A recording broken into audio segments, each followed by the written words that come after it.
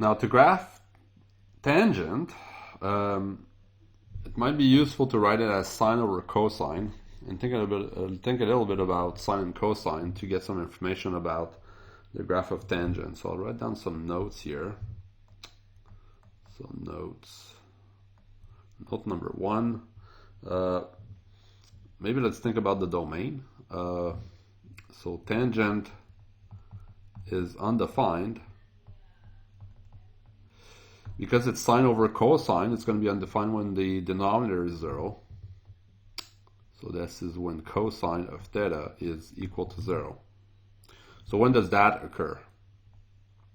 Cosine being the x-coordinate, okay, of points on the circle. You see here, for instance, this is 0, 1. The cosine is 0 there. So when does that occur? Well, it occurs when the angle is pi over 2. As we keep rotating, we could end up here at 0 minus 1, okay? And this angle is 3 pi over 2. So those are two values that we should exclude from the domain, but there are more because you can keep rotating again. So right now we've done this, and then so we end up with pi over 2. Keep rotating, so add pi, we get 3 pi over 2. The cosine is 0 again. Then add another pi, we end up there. So this is 5 pi over 2. And cosine is 0 again. And add another pi like that, and now we're at 7 pi over 2, and cosine is 0. Okay? And so on and so on. We could also move the other way around. So if we move this way at minus pi over 2, we end up here, cosine is 0. Keep rotating by pi clockwise again, we end up with a minus 3 pi over 2. Okay, keep rotating by pi again, we end up at minus 5 pi over 2. And keep rotating, minus 7 pi over 2. So those are all angles, right? So those are all coterminal angles, and so are those. And those are all angles we should exclude, okay, from the domain. So the domain of tangent is all real numbers, but you have to exclude plus or minus pi over 2, plus or minus 3 pi over 2, plus or minus 5 pi over 2, etc., etc., etc. Okay? Note number 2, that's also pretty important, is that because it's a ratio, okay, think like when you have a ratio, let's say you've got 0.99 and you divide it by 0.00001, okay, you're going to get something very large because you're dividing something that's not really close to 0 by something that is, okay, and when you divide by a small number, you get a large number if the numerator is not too small. But look what happens with sine and cosine. So because cos square of theta plus sine square of theta equals 1, when cosine is small, okay, so approximately 0, okay, sine will be close to 1 because their squares need to add up to 1. So sine will be close to 1 or minus 1. Then sine is close to plus or minus 1, okay, one or the other. So therefore, sine over cosine, so we'll have something, okay, we'll have something that's either 1 or minus 1 almost at the top, and something that's close to 0 at the bottom, okay, not exactly equal to 0, but close to 0. So this is going to be something that's large positively or negatively. We'll get a large positive or a large negative number. Okay, so let's take a look on the graph, okay? So let's say we're here close to pi over 2. Look what happens. So here, if I take a point, up there, why do I choose a point up there? It's because at pi over 2, remember, the coordinates are here, the coordinates are 0, 1, okay? So cos is really 0 and sine is really 1. But when I'm really close to that, so if I have an angle that's close to pi over 2, okay, this is going to be close to 0, not exactly 0, but close to it, and this is going to be close to 1. So the ratio here, tangent, will be close. It will be very, very large, because it's going to be 1 over, almost 1 over something almost 0, so very, very large positively. Okay, over here, if I take an angle like this, okay, this is minus pi over 2, and here the coordinates are for that point 0, minus 1. So for this point here that's close, that is for that point here that's close to 0, minus 1, this is going to be a number that's close to 0 and a number that's close to minus 1. So tangent, being the ratio of the two, is going to be large again, because I'll have minus 1 divided by, well, something close to minus 1 divided by something close to 0.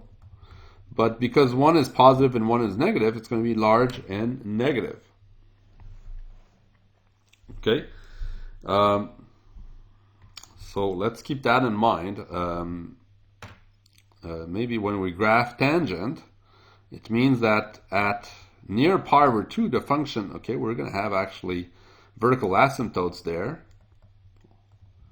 First of all, because the function is not undefined at pi over 2, and near pi over 2, we'll have large positive values, and near minus pi over 2, large negative values. So we know the graph is going to look like this near those asymptotes. Third thing maybe to notice is that since tan is sine of theta over cos of theta, okay, then then tan of theta is equal to 0 when sine is 0.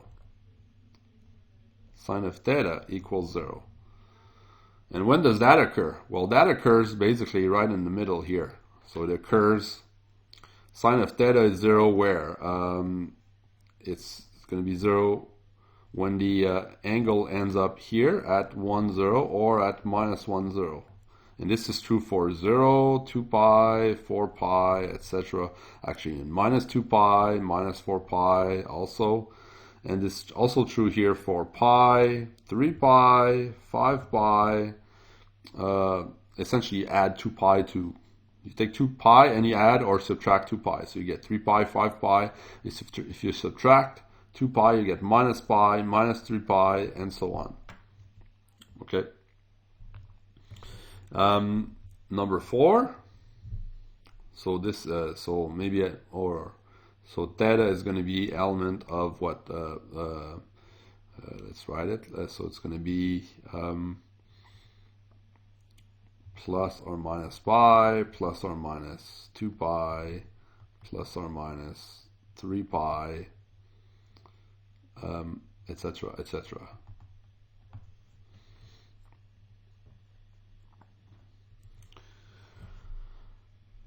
Okay, and sometimes you can have tan of theta is equal to 1 when sine of theta is equal to cos of theta, right? When the numerator is equal to the denominator. And an example of that is theta equals pi over 4. So at pi over 4, when you're right there, sine and cosine are the same. The same thing occurs when you're right there. And with this, we can graph tangent now. So tangent is going to be undefined at pi over 2. It's undefined at minus pi over 2. And we said here it would explode to infinity near pi over 2, explode to minus infinity near minus pi over 2. It's 0 at 0, because sine is 0 there. If this is 1, for example, it would be 1 at pi over 4. At minus pi over 4, we can take a look at it. At minus pi over 4, where's minus pi over 4? It's here. Sine and cosine are opposite in value. So it would be -1 here at minus pi over 4. So the curve, we can actually see how it looks like. It looks like this. So this is tangent. And after that, the pattern just repeats itself. So if this is another, the next value where a tangent is undefined, so that's not part of the domain, that's 3 pi over 2. At 3 pi over 2, or near it, when we're here, see over here, sine will be close to -1, cos is close to 0. So we have something that's almost -1 over something that's almost 0. So we'll have something that's large and large and negative as we get close to 3 pi over 2.